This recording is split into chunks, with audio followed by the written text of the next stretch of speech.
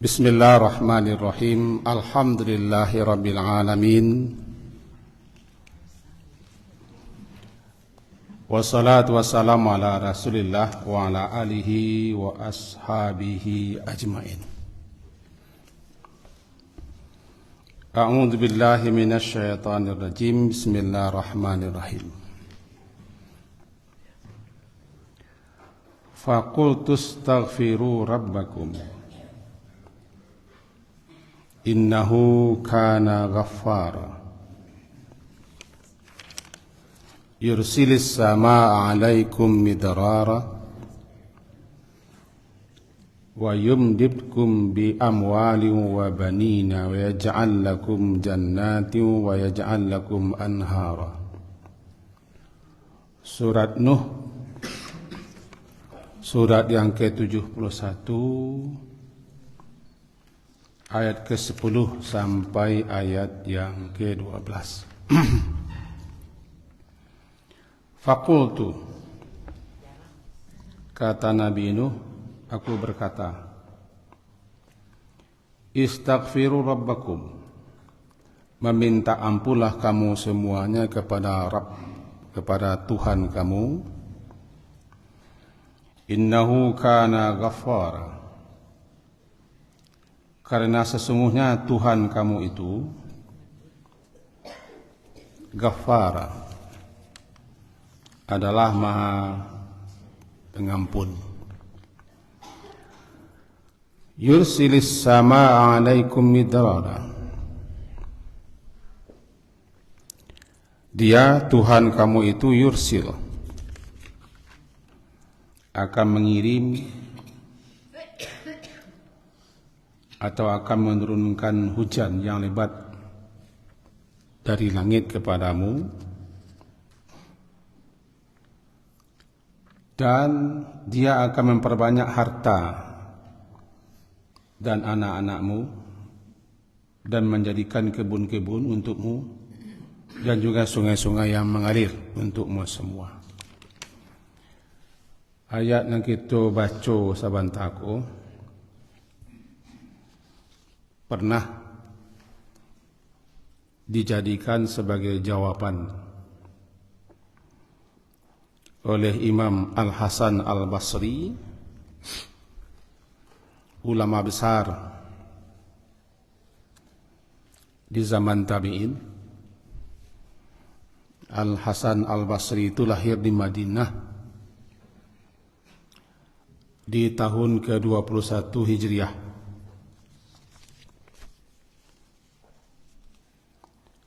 Berarti beliau termasuk generasi tabi'in. Setelah generasi sahabat adalah generasi yang bertemu, bersua, hidup sezaman dengan Nabi dan Islam. Maka siapa saja yang hidup sezaman dengan Nabi, bertemu dengan Nabi dan Islam, namanya sahabat. Jadi bukan sahabat berarti konco atau kawan. Nah, generasi setelah sahabat itu orang-orang yang tidak hidup di zaman Nabi atau bertemu dengan Nabi, tapi hanya bertemu, bersua dengan para sahabat-sahabat Nabi, disebut dengan tabi'in. Nah, Imam Al-Hasan Al-Basri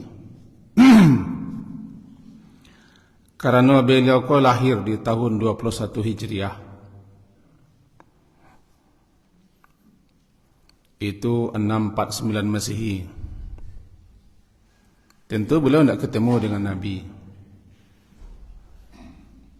Nabi wafat masuk tahun ke-11 Hijriah. Tidak usul Nabi. Artinya mana lah 10 tahun lebih Nabi meninggal, barulah ianya. Di umur sampai balik, Hasan Al-Basri pindah ke Basrah. Kemudian terkenallah beliau dengan ulama besar yang menimba ilmu langsung daripada para sahabat-sahabat. Sering ucapan-ucapan beliau, nasihat-nasihat beliau dianggap orang hadis Nabi karena isinya daripada nasihat yang beliau sampaikan itu mirip hadis Nabi. Dikagumi beliau. Bahkan kalangan ulama sufi menganggap beliau adalah ahli sufi, tasawuf. Nah, beliau suatu ketika datang orang kepada beliau. Kata orang kepada beliau, syaka ilal Hasan al-Basri al-Jadab. Ada orang datang kepada beliau mengadukan tentang musim paceklik. Kalau awak mesti lapar, sobat. Mesti lapar. Kata beliau menjawab, istaghfirillah. Meminta ampunlah engkau kepada Allah, istighfarlah. Di kali yang lain syaka akhar, syaka mengadu pula yang lain kepada beliau tentang al-faqar, tentang kemiskinan dan kefakiran yang dialaminya. Faqala lahu, beliau pun berkata kepada orang itu, istaghfirillah. Istighfar, meminta ampunlah engkau kepada Allah. Kemudian datang pula yang lain, meminta kepada beliau, ud'ullaha ayarzuqani walada. Wahai imam, mohonlah kepada Allah agar aku dikarunia oleh Allah seorang anak. Aku tidak punya anak. Jawaban beliau, faqala lahu istaghfirillah. Istighfar, minta ampunlah engkau kepada Allah. Tegur. Fasyaka ilai akhar.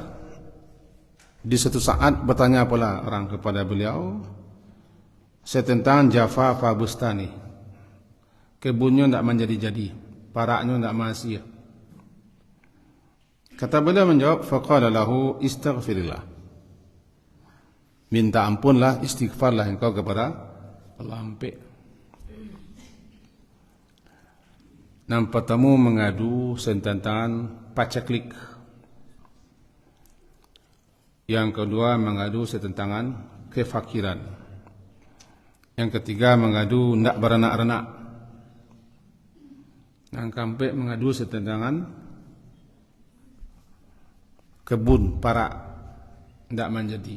Jawaban beliau sama. Istaghfirillah. Dalam suatu riwayat disebutkan lalu murid beliau bertanya atau beliau ditanya. Falamma su'ila an zalik, ketika beliau ditanya kenapa, jawaban beliau sama. Mengadu orang musim paceklik, istighfarlah. Mengadu orang fakir, orang miskin, istighfarlah. Mengadu orang tak punya anak, istighfarlah. Mengadu lo orang nan tak menjadi-jadi para atau kebunnya, jawaban beliau istighfarlah. Lalu ketika beliau tanya kenapa beliau menjawab begitu, kata beliau, itu semua aku jawab karena begitulah yang tercantum dalam surat Nuh, dan itu pula lah yang disampaikan Nabi Nuh kepada kaumnya. Bunyinya kan, istaghfiru rabbakum, surah Nuh, surah ke-71 ayat 10. Hai kaumku, minta ampunlah, istighfarlah kamu semua kepada Tuhanmu. Karena Tuhan kamu itu Maha Pengampun Ghafar. Nanti kalau kamu sudah istighfar, minta ampun daripada segala dosa-dosa yang kamu lakukan, Dia akan mengirim hujan lebat dari langit. Nah, bumi maka kering gerontang, kemarau panjang, kan tak ada hujan. Yang kedua, nanti Tuhan kamu itu akan jumdib lakum bi amwal, akan memperbanyak kepada kalian harta dan anak-anak. Itu jawaban beliau kepada orang tak punya anak dan orang fakir. Wa yaj'al lakum jannat, dan nanti Tuhan kamu kalau kalian istighfar kepada Tuhan kamu itu nanti akan menjadikan kebun-kebun yang subur dan sungai yang mengalir. Dari ayat itu dan penjelasan ulama dapatlah kita pahami antara lain di antara faedah keutamaan daripada istighfar adalah pertama, di dunia menyebabkan turunnya hujan. Musim kemarau panjang, musim kering yang tak ada henti-henti, maka perbanyak istighfar. Kalau kita baca kitab fikih, di antaranya kitab fikih Syafi'i, sebelum salat istisqa, orang-orang samping disuruh berpuasa, disuruh istighfar dan taubat. Sebelum salat istisqa, salat minta hujan, ketika musim kering panas kerontang, tidak ada turun hujan, sehingga tanaman-tanaman bahkan hewan-hewan kelaparan, kehausan dan mati, disuruh malahan istighfar dulu. Perbanyak istighfar. Karena tertahannya hujan di langit adalah lantaran dosa-dosa, maksiat-maksiat. Istighfar. Dengan istighfar itu akan turun keberkahan, menyebabkan rezeki diberkahi dan lain sebagainya. Aku pembuka kaji kita bagi ini. Kaji kita lampau menganan bahwa lazimilah istighfar itu. Selalu dan senantiasalah istighfar. Banyak faedah, banyak manfaat yang akan diraih dengan istighfar. Baik di dunia, ketika orang mati di alam barzah, dan nanti ketika di akhirat, dan juga waktu menyeberang sirat. Jangan sepelekan minta ampun. Karena penyebab datangnya bencana dan petaka adalah maksiat, dosa-dosa. Dosa-dosa, maksiat tidak bisa dihapuskan. Kecuali bisa dihapuskan dan Allah hapuskan dengan istighfar dan taubat. Dan taubat. Ikut kaji kita lampau. Waktu terbaik untuk istighfar ketika sahur. Aku mengenang kaji lampau seketik di waktu sahur. Dan Rasulullah meninggalkan satu tameng, satu perisai, satu pelindung.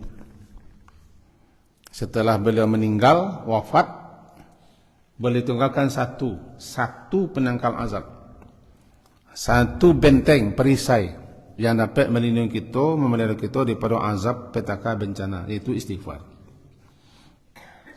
Surah Al-Anfal, surah ke-8 ayat 33. Dalam sebuah riwayat hadis Imam Tirmizi dikatakan bahwa Allah menurunkan kepadaku Allah turunkan kepadaku dua hal yang dapat mengamankan, memelihara, menjaga umatku daripada azab. Pertama, dengan keberadaanku di tengah-tengah mereka. Yang kedua, setelah aku mati, setelah aku pergi, masih ada satu lagi, istighfar dan tobat nasuha. Karena Rasulullah telah wafat, lah mati, berarti lah hilang cik. Bahasanya penangkis bencana, pelindung kita, penjaga kita, pemelihara kita, lah hilang cik. Aduh, kematian Nabi. Di zaman Nabi berkali-kali orang Quraisy, kafirin, musyrikin Makkah meminta menantang turunnya hijab.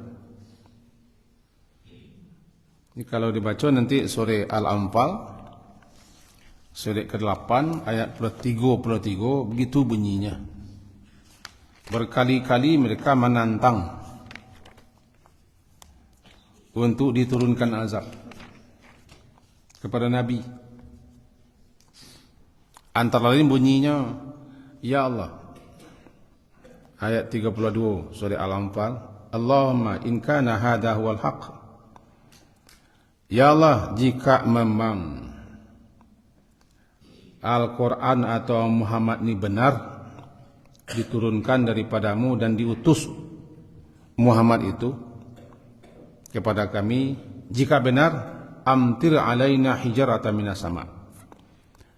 Datangkan, turunkan kepada kami hujan batu dari langit. Awi tina bi adabin alim, atau timpakan kepada kami azab yang sangat pedih. Itu kan menantang. Ayat 32 surah Al-Anfal. Intinya, ya Allah, kalau betul Muhammad kau Rasul yang kau utus, dan kalau memang benarlah Al-Quran itu firman-Mu yang diturunkan kepada Muhammad, turunkan hujan batu dari langit kepada kami, kini kejo. Atau timpakan kepada kami azab yang pedih. Itu kalau betul-betul mahu, kandak, wiya minta kata. Tapi jawabannya apa? Wa ma kana Allahu liyu'adzibahum wa anta fihim. Allah tidak akan mengazab mereka, tidak akan menyiksa mereka selagi engkau masih hidup, berada di tengah-tengah mereka, walaupunlah mantun itu, walaupunlah begitu songongnya orang gini, songong jumawa, awak kecil, misalnya songong lo gaya tu, walaupunlah mantun walaupunlah begitu. Allah tidak akan mengazab mereka. Wa anta fihim, sementara engkau masih berada di tengah-tengah mereka. Wa ma kana Allahu mu'adzibahum wa hum yastaghfirun, dan Allah pun tidak akan mengazab mereka selagi mereka minta ampun atas dosa-dosa pelanggaran-pelanggaran mereka dan segala macam. Ayat 33 surah Al-Anfal surah ke-8. Maka berkaitan dengan itu dalam sebuah riwayat dikatakan begitu. Berarti Allah telah menurunkan dua pengaman, dua pelindung, dua perisai, atau dua tameng, dua hal yang dapat menangkis datangnya azab. Pertama, keberadaan Rasul di tengah-tengah umat. Kemudian istighfar. Nikmat yang kedua itu minta ampun. 6 pertama. Dan lalu faida madaitu, apabila aku telah wafat, telah berlalu, telah pergi meninggalkan kalian, taraktu fihim, aku tinggalkan untuk mereka-mereka sepeninggalku adalah satu lagi senjata, al istighfar ila yaumil qiyamah, minta ampun.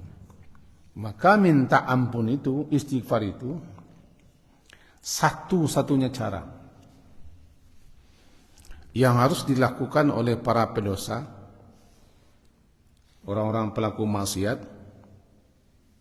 jika mereka ingin selamat terhindar daripada bencana dan petaka. Dan kita tidak boleh merasa aman. Merasa aman daripada azab Allah itu dosa besar. Kita ulang. Merasa aman, afa amina ahlul qura, atau aamintum, atau amintum. Apakah kalian merasa aman saja, damai saja, tenang saja? Padahal di tengah-tengah masyarakat kalian sudah bergelimang berbagai macam maksiat, dosa-dosa, keingkaran, kebangkangan, kesombongan, dan kesyirikan misalnya. Tidak boleh masuk aman. Aman seakan-akan tidak katibu bencana petaka. Contoh aman tu awak kan tidak di tepi laut lain tsunami awak. Negara awak tak banjir ke dah. Contohnya begitu. Tidak akan datang kayak badai angin topan, gunung le pambek. Kamalah tuh tidak le gunung Merapi turun di sini. Wak siko. Merasa aman tu tidak boleh. Merasa aman tu dosa besar. Pengamannya tidak ada. Maka pengamannya amalkanlah. Apa tu? Aku telah tinggalkan kepada kalian pengaman. Istighfar. Selagi kalian istighfar dari dosa-dosa, minta ampun daripada segala macam kesalahan, kalian tetap aman. Salah-salah sang ini, dosa-dosa sang ini dihapuskan oleh Allah. Karena Allah Maha Pengampun, Maha Penerima Taubat, Maha Pengampun dan Maha Pemaaf. Nah sang ini nah seketik itu namanya kan as-saghair. Tahu sang ini? Yang ketik-ketik amalan saleh bisa menghapus. Ya kan? Musibah-musibah bisa penghapus. Melakukan kebaikan, membantu, melapangkan, meringankan, memudahkan, bisa menghapus. Yang kini selebihnya itu istighfar. Jadi fadilah istighfar itu di samping apa yang telah kita sebutkan dalam kajian lampau-lampau adalah pengaman, perisai, pelindung daripada azab dan siksa. Jawaban daripada Al-Hasan, Imam Al-Hasan Al-Basri kepada orang yang bertanya, kami mengalami musim paceklik. Paceklik kok kan musim lapar tak? Namanya jadab. Kami mengalami jadab. Di negara awak ko barangkali di negara awak subur barangkali ya. Tak terasa. Iya media. Kata ke bawah. Kita tinggal di pinggang gunung. Namanya Rabuah. Ana Rabuah, tanah subur yang terletak di lereng gunung, namanya Rabuah. Subur. Dicampak si delidi ke bandar tumbuh. Datang ubi ke jalan tumbuh. Negara iwak tak negara Makkah, tak negara Arab Saudi. Di Makkah digali orang batu-batu cadas sekian meter dimasukkan tanah. Ditanam ditampon kayu atau tumbuhnya. Siram tu. Batang-batang kayu dari Makkah tu, di bawahnya cadas. Ureknya putar-putar situ. Kena tidak bertanah. Awak tanah surga yang dicampakkan ke dunia. Sekeping tanah surga campak ke dunia. Gitu kan? Tinggal di gunung, di pinggang gunung. Tanah yang subur itu kan tanah di lereng. Namanya Rabuah, Birabuah. Sakacik saya ia gerimis ala sendu. Tumbuh subur. Syukurnya lain. Pak banyak syukur, pak banyak istighfar. Masih terkena gaji ke petang.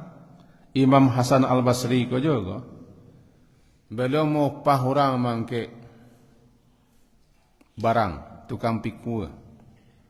Mudah-mudahan terkena beliau. Beliau pahkan mangke barang beliau. Atau tukang pikul, tukang kek basawa ke rumah. Sepanjang jalan antaranya di Imam Al-Hasan Al-Basri ko, tukang kek cukup membaca 2 kalimat.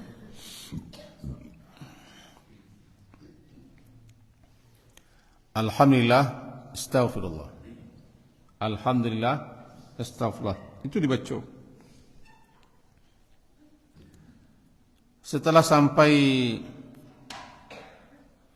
ke rumah dan barang yang dipikul diangkat cukup telah diletakkan, kemudian Imam Al-Hasan Basri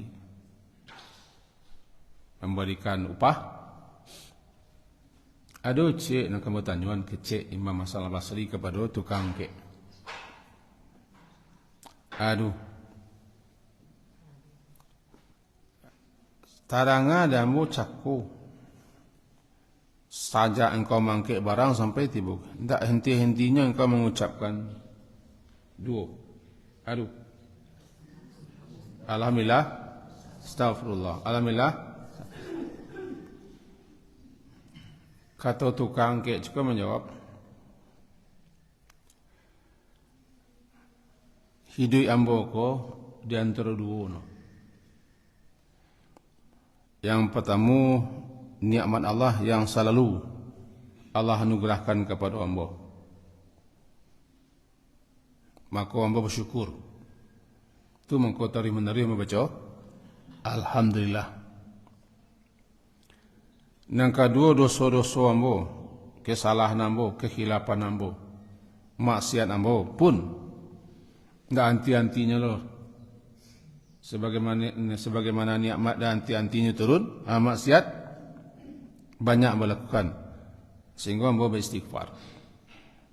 Jadi ambo bersyukur dengan baca Alhamdulillah,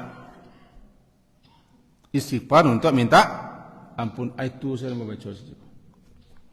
Kecik Imam Hasan al-Basri, wahai Hasan, ada orang lebih faqih daripada engkau mah. Ada orang lebih alim daripada engkau mah. Lalu tanya lagi, Tuhan nanti jadi doa-doa ambo Allah kabulkan. Di ambo saro aco ambo aco itu doa-doa ambo dikabulkan Allah. Sabuk bu nak baca na dua tu alhamdulillah astagfirullah. Cuma menunggu doa, menunggu Allah kabulkan doa cik lain. Aduh. Ada cik lain itu. Ambo berdoa kepada Allah sebelum ambo mati di pertemuan ambo oleh Allah dengan imam besar, ulama besar. Namanya Hasan Basri. Namanya siapa? Hasan Basri. Tiba-tiba Imam Hasan al-Basri ku dipagutnya tukang kek. Doa engkau lah dikabulkan Allah. Ambunan Hasan Basri. Itu tengok tu. Istighfar. Jadi alhamdulillah syukur nikmat. Istighfar minta ampun lantaran kita lalai, dosa, melanggar, maksiat dan segala macam. Dua kok. Itulah Imam Hasan Basri. Ketika orang datang kepada beliau meminta, kami dalam musim paceklik, baca rono, perbanyak istighfar. Istighfirillah. Datang orang lain mengadu, hidup susah, payah, miskin. Mencari kesuwak supaya kini betul betul. Alah naik lo pajak apa betul? Pajak lo naik. Yo makan kena pajak awak. Pajak. Barangkali tekan tweet sih tak kena pajak. Kuat cik. Tiga tak kena pajak awak. Galak cik, menangis cik. Tekan tweet dengan segala macamnya. Akhirnya berkata orang, mengadu orang ke Imam Hasan Basri kah. Lamangko susahnya kami kini kah. Yo itiak mati dia iya. Mancik mati. Di mana kau yang mancik mati? Di Kapuak. Lah di Kapuak badan mati wak. Lah dia iya berenang itiak matinya. Amantulah kecil orang negeri wak kuah. Awak kayu tapi berhutang. Kayu berhutang. Yang bansai. Orang kayu banyak pindah peti. Paling banyak orang kayu di Minang. Kayu macam lah. Sidi kayu, maling kayu, rojo bertuah, apa dah? Kayu ale. Banyak. Sudah. Datang ke Imam Basri, ba'aku istaghfirillah, minta ampunlah kepada Allah. Datang lo mengadu ni tak beranak. Lalamu kami kahwin. Amak panjal baganti tiko. Pindah je dah. Abah nak salah. Ambo nak salah lah dah. Buat mau orang saja. Normal. Jawapan beliau, istaghfirillah. Istighfar minta ampunlah kepada Allah. Datang lo nak kampek mengaduan parak kabun sawah tak menjadi. Kalau dibuat di kami namanya dimanci. Ada orang kepasayan di kami, suga ambil satu Allahnya ni. Abian satu Allahnya, kepasayan. Ada sepenyakit. Tiba di parak lado keritiang. Boleh. Mengadu ke Hasan Basri. Kata beliau menjawab, itu je. Istaghfirillah. Minta ampunlah kepada Allah. Bertanyalah murid kepada beliau, kepada imam besar ko, ulama besar. Mangku ampe orang datang jawapan kau sama. Itu ndak kece ambo tu dah, tiba sawaknya. Ndak kece ambo tu dah.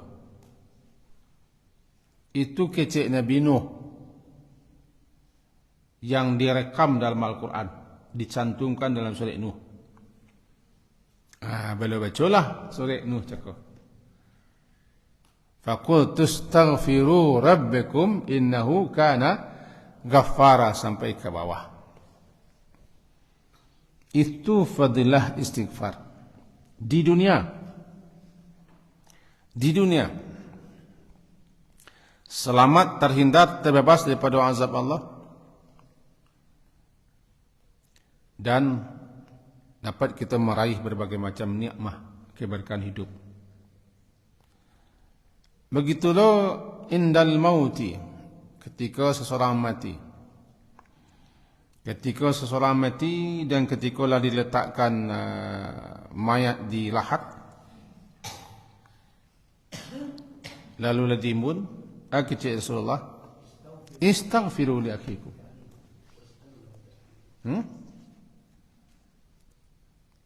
Mintakanlah ampun, istighfarkanlah, mintakanlah ampun kepada Allah untuk saudaramu yang sedang dikubur apa? Di lahat. Itu lahat. Kalahat Allah. Kalahat Allah masuk lahat. Alun. Kalau Allah nak masuk lahat, takut kami madu ngaji ko. Takut am ngaji kan? Lah masuk mai kalahat, ditutup lahat dengan kayu. Kalau zaman Nabi je betul, sebab batu cakap tu dia dapat meredam api. Kayu ko cepat terpanggang. Kerana kubur ko salah satu jurang daripada jurang-jurang neraka panas, atau salah satu taman surga. Maka di zaman Nabi batu bata bentuk lahat. Sampai kini di Baqiah ya. Di Baqiah batu bata. Dia orang awak batu kajo kayu. Kubur tu angik. Bagi orang tertentu angik. Bagi orang tertentu sejuk. Ambil cah sebentar lagi. Leleh. 5 minit leleh kan? 8 minit lah. 11 minit lagi. Kanun kepai lah. Aduh, masih hidup kanun kepai.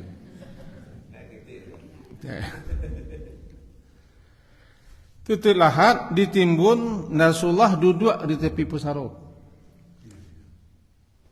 Duduk menakua. Sahabat-sahabat menakua lo, seakan-akan ada burung di kepala. Tenang. Balain dengan orang lain. Orang lain di kubur ko heboh. Sempatnya galak di kubur. Galak, mota, masalah macam-macam dah baca. Duduk di sini, duduk di sini, duduk di sini. Kadang-kadang duduk di kubur. Kadang-kadang sabtu lokak belatan di kubur. Itulah tak boleh sih kata jota. Tambahlah kalau nang kubur ko minta laki-laki. Hello. Paling ke kubur ko minta laki-laki. Itulah panjang cerita.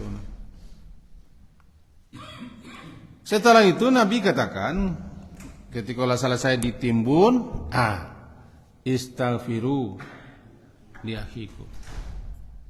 Mintakanlah ampun kepada Allah untuk saudaramu yang dipendam kuah. fa innahu al-ana yus'al. Nyo kini kali tanyo lai. Au buahnya dosa cako menyebabkan orang mengalami azab kubur. Nyo ndak kedatang azab, ndak kedatang siksa, ndak kedatang berbagai macam petaka kalau ndak dosa. No dosa, paundang azab, paimbau petaka, dosa. Papuh dosa, istighfar. Itu namanya dawa hukum al-istighfar. Obat penyakit kamu itu penyakit dosa yang ada di hati, istighfar. Maka dibantu orang nak mati nalah masuk lahat ceko, nalah tatimun ceko dengan istighfar. Karena nyo tak bisa minta ampun lai. Awak memintakan ampun. Cuma awak nan terago hidup kadang-kadang menunggu lo dimintakan orang ampun. Nanti lo baru minta ampun. Malang ketika salat kan itu lagu gunanya. Allahumma ighfir lahu warhamhu wa'afihi, kan ditolong tuh.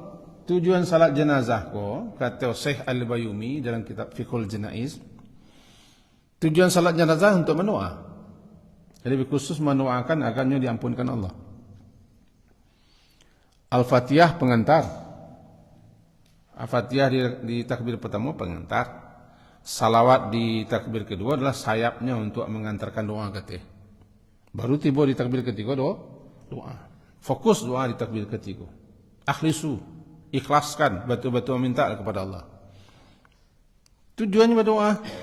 Awal doanya, ya Allah, ampunkan dia.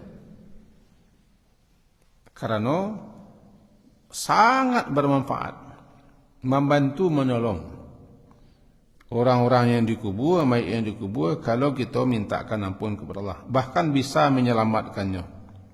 Asalkan dosa cako tidak dosa yang berkaitan dengan makhluk. Mencilui, merampok, zalim, aniaya, semena-mena, menipu, itu tidak bisa tu dah. Tak bisa kita bantu istighfar. Halo? Menciluk dia tu, menciluk. Semenang-menang, korupsi, manipu, nangicuah, lalim, manuka. Besok aku banyak orang menuka aku. Menuka suara namanya. Menuka kartu. Aku parah loh. Kau beriman lah orang-orang ku tobatnya berhentiin sekali itu. Buat sekian orang kicuahnya. Sekian orang menyumpah. Sekian orang mengutuk. Bahkan setingkat profesor-profesor pun turun. Menyatakan iku kon tak betul. Tapi balai dek binga. Itu binga ko. Enggak. Halo. Aduh binga. Iya lah. Dia kan doang. Binga ku batelingo lagi. Tapi enggak masuk ke laki dah lagi masuk. Ku enggak menengah malantun miang no. Iya. Ngangak sebentar. Kalau bahasa kami nang kapadaran nah. Kapadaran ko siko bahasa kepasayan kali. Di kami kapadaran ndak ada mengangu sana. Ngangu aja. Tiba di pajak kita mengangu ya. Pokoknya saya mau milih lah. Abu tagak. Hidung berkarak. Yang kecil orang ko mana binga. Ada orang yang binga gini di Indonesia ko. Binga. B-I-N-G-A binga. Dia kalau bingung lah jalan tak hairan kalau binga aku memang tiba di pakak tak pakak badak doh pakak tengok kualinya. Kalau pakak badak masih bisa badak mendengar aku pakaknya pakak kuali. Bertelingo lagi pi. Subang kuali tu Subang kuali aku. Tangkai penyapi Subang boleh talingo. Binga. Aku nak taluk di istighfar kan tu. Orang mati beliau ke istighfar orang tak bisa dibantu istighfar. Sebabnya membuat laku tu, dia tak dosa kepada Allah, dosa ke siapa? Dosa ke orang banyak. Tuh. Merampok, merampas, pungli, sogok, macamlah bacaan. Jadi balik kita cakap, ketika mati istighfar tu perguna sangat, dan orang yang kubur cukup meminta, memohon, membana supaya ada orang yang mintakan ampun. Di situlah pergunanya doa anak atau anak yang berdoa. Jadi dia kira nanti istighfarku sangat perlu. Berbahagialah orang, beruntunglah orang, tuba liman wajada fi sahifati istighfaran katira. Beruntunglah orang yang menerima kitab di situ banyak tertulis istighfar. Berbahagia, senang, gembira sebab banyak papuh, banyak pelipu. Siapa yang ingin gembira, man ahabba, siapa yang ingin gembira, ingin senang, ketika kitab dibagikan, ingin gembira, ingin senang, ingin suka, ketika kitab catatan dibagikan, fal yukthir min istighfar, banyak istighfar. Jadi orang yang beristighfar banyak-banyak pun nanti di akhirat ketika catatan dibagikan itu termasuk orang yang berbahagia. Berbahagianya macam catatan. Nambedo guna parah catatannya dulu ketika tahun 70-an di bawah C ku aku. D A B C sudah tahu? D ku merah aku. Dulu kaman tu nilai rapor wa. Huruf min sadu Allah no. Kalau lah D, isi raporno D. Jadi ketika kita membaca catatan amalan nanti isi no D. Angkono K. Ingin berbahagia, ingin senang, ingin suka, banyak istighfar. Karena nanti ketika membaca catatan banyak mah kiranya istighfar yang ketiran. Fal yukthir minal istighfar. Dan nanti dia kira istighfar ko nanti min asbabi dukhulil jannah. Penyebab orang masuk surga pun kerana banyak beristighfar. Surah Al Imran kan? Baca surah Al Imran sejak ayat 135 sampai 36, ujung bunyinya ulaika jazaohum maghfiratum min rabbihim wa jannatun tajri min tahtil anhar khalidina fiha wa ni'ma ajrul amilin. Pangka ayatnya asari'u ila maghfiratin min rabbikum. Bersegera minta ampun, dapat ampunan sampai ke bawah, berujung di bawahnya mereka akan masuk surga. Berarti istighfar dapat mengantarkan orang masuk surga. Inti kajian sapagi ko, jangan berhenti-henti beristighfar. Lazimilah kapan di mana saja istighfar. Istighfar ko jangan mengeluh. Wah, kadang-kadang istighfar mengeluh. Astagfirullah. Itu mengeluh. Nyamai itu istighfar minta ampun. Kenapa? Kita bagi lemang, cogolok tinta, jodoso, ado-ado men doso. Dan perbanyak lo memuji Allah. Kerana nikmat Allah selalu tercurah. Sebaliknya dosa kita bertambah. Imbangi. Alhamdulillah. Astagfirullah. Alhamdulillah. Lah sampai ke gunjainya kau. Alhamdulillah. Sampai ke gunjai kaji, mudah-mudahan berfaedah dan bermanfaat untuk ambo dan kita semua. Kita akhiri subhanakallahumma bihamdika asyhadu an la ilaha illa anta astaghfiruka wa atubu ilaik. Wa sallallahu ala Muhammadin wa ala alihi wa ashabihi jami'in. Alhamdulillah. Assalamualaikum warahmatullahi